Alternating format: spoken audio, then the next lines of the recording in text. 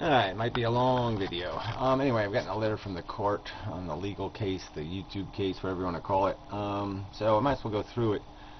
Same old garbage, really. These judges are just so out of control.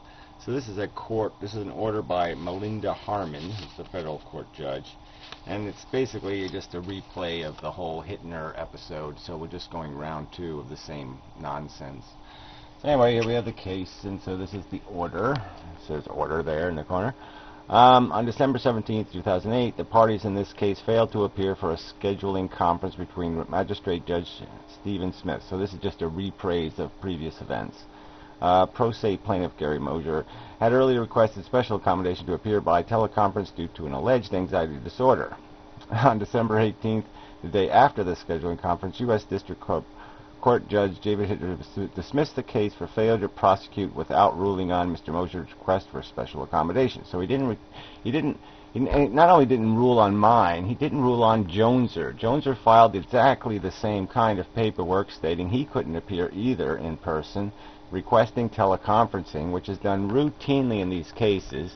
Obviously, they don't require judges in federal cases to travel thousands of miles for routine 15-minute conferences. It would be just plain stupid to do that. And so here they're just making a pretense. So this judge is being just completely dishonest to the truth with this pretentious argument that somehow it was my special request. No, it was a request by both parties in the case. Anyway, Mosier appealed. The U.S. Court of Appeals for the 5th District vacated the dismissal. There you go. So right there, I won the appeal. Say those words. And Judge Hittner was found to have stepped over his bounds because the appeal was on exactly the same paperwork I put before him. Anyway, and remanded the case to the district court because there was no clear record of delay or contemptuous conduct by the plaintiff. Okay, and therefore his request that the conference be held by telephone or electronic means was not unreasonable given the distance from his home in New Jersey. There we go. That's the first cause the Superior Court or the Appeals Court cites. The distance from his home. That's the first. And his assertions, albeit unsupported by evidence, but the reason why they're unsupported by evidence is I haven't been requested to provide the evidence, but I can provide a tape recording of a New Jersey Superior Court judge ruling that I do qualify for ADA coverage, and you can have complete access to my Social Security records. All you have to do is request it. Geez, not that complicated. And then you can get rid of this unsupported word. It's only unsupported because you have not asked for support. Obviously, I'm not going to provide you records I can't provide you legally. I can't have access to my own medical records from Social Security. That's the nature of the law. I can't have access to those records. You have to get them with a court order. That he suffers a disability that prevents him from traveling. Right. Okay, anyway. Let's see. On remand, Judge Hittner scheduled a Rule 16 conference by telephone for October 8th. This is kind of funny. Although both parties appeared by telephone, the minute entry reflects that the Rule 16 scheduling conference was not held. Yeah, isn't that funny? It was held for 3 minutes, and the judge acted like an idiot and a moron and a crazy person. And the conference was reset, period. On the same day, Judge Hittner recused himself from the case. I don't know if exactly it was the same day. So, but whatever, I'm not going to argue that little particulars. It was certainly after I made my YouTube video pointing out that he's out of his crazy mind, and I'm not going to put up with this crap of having people violate my constitutional rights. No, I'm not going to do that. Anyway, Plaintiff Mosier posted a video on YouTube that included recorded excerpts from the teleconference with Judge Hittner. Well, they weren't just excerpts. There was the entire file was provided, and then along with Mr. Mosier's commentary.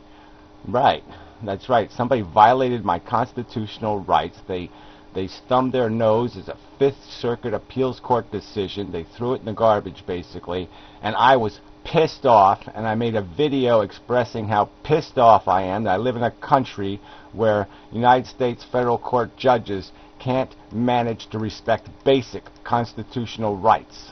Alright, anyway, so here's my video Related videos posted on the internet can't be found at, and then they have my Do Not God account and my Amendum account listed. Links to them. They should link to the Fox News reporter who also broadcasts some of Judge Hittner's commentary and his conduct. But anyway, plaintiff's recording and posting on the internet of the October 8, 2009 conference with Judge Hittner constitute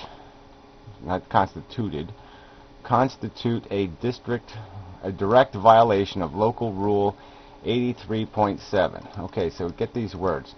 Constitute a direct violation of Local Rule 83, direct violation, which states that, except by leave of the presiding judge, no photo or electromechanical means of recordation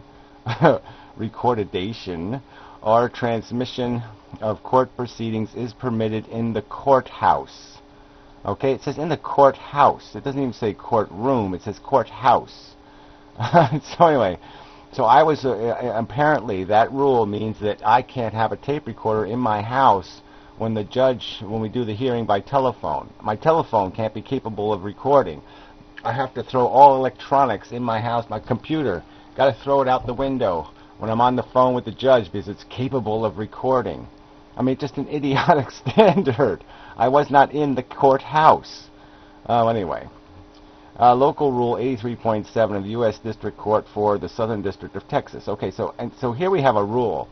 All right, get this. They have a rule that basically says you can't record proceedings. Now, why would they do that anyway? Why would there be such a rule? I mean, realistically, why should there be such a rule? These are supposed to be public events. Why should there be a prohibition against somebody recording public events? They're not. There's just no reason there should be such a rule. People need to protect their rights. These umpires need to be accountable for what they do. But anyway, after Judge, just be clear though. Okay, this is a local rule, not a federal rule, and my direct violation. I wasn't in the courthouse, so I mean it doesn't even make any sense. And recordation is kind of tricky when you're talking about video versus photo or electromechanical means of recordation. I mean, that's not even a very explicit statement. I mean, what does that exactly mean? Videotape, sound? It doesn't really explicitly say anything. So anyway, and I certainly wasn't in the courthouse. But anyway, after Judge Hittner's recusal, yes, and he was recused. Why? Because he was wrong. That's why. The case was reassigned to this court. That's right. Magistrate Judge Francis S. Stacy reset the Rule 16 conference for March 3rd. So the magistrate judge in charge of these preliminary proceedings rescheduled another conference.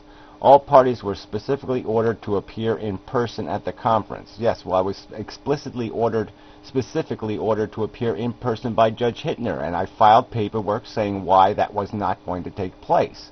And the appeals court has found that that paperwork was sufficient for you to give me a reason why I shouldn't be entitled to that. And you haven't done that still. So this arrogance in the face of an appeals court overruling, and you're singing the same exact song. All right, on February 25th, Plaintiff Mosher filed a motion for accommodation and notice of special circumstances, again, requesting that he be allowed to appear by telephone. Yes, again, so I filed the same paperwork again, redundantly, which I shouldn't even have to do. All right, so in the minutes of the Rule 16 scheduling conference held March 3rd, 2010, the case manager to Magistrate Judge Stacy recorded that no parties appeared in person at the conference. So I don't know why the judge couldn't say that. There was nobody in the courtroom. Was the judge not there either? And that Judge Stacy recommended dismissal of the action because of Plaintiff Moser's failure to appear. The other defendant failed to appear also. And he didn't file any paperwork requesting accommodation. So why isn't that being mentioned here at all? No mention of that. The minutes also know that Judge Stacy had required the personal appearance of the plaintiff Moser. So the minutes also noted that Judge Stacy had required the personal appearance of plaintiff Moser as a sanction against Mr. Moser for recording hearings by telephone with Judge Hittner and Judge Smith. Okay, I never recorded Judge Smith, so this is not even, this is inaccurate, deceptive, might be a lie, testimony here. There's no evidence of this Judge Smith ever being recorded or spoken to ever. So that's not truthful. Modifying them and playing them on YouTube. And modifying them how? I played his stuff and I responded to what took place in his courtroom. So anyway, what else do I have to say on this one? So anyway, yeah, there's no Judge Smith, and here you can't say you can't say that as a sanction against Mr. Mosier when you have to let somebody know they're being sanctioned. You can't say I had to appear in person as a penalty, as a sanction, and not tell me that it's a sanction. That there was no, that you have this in quotes as if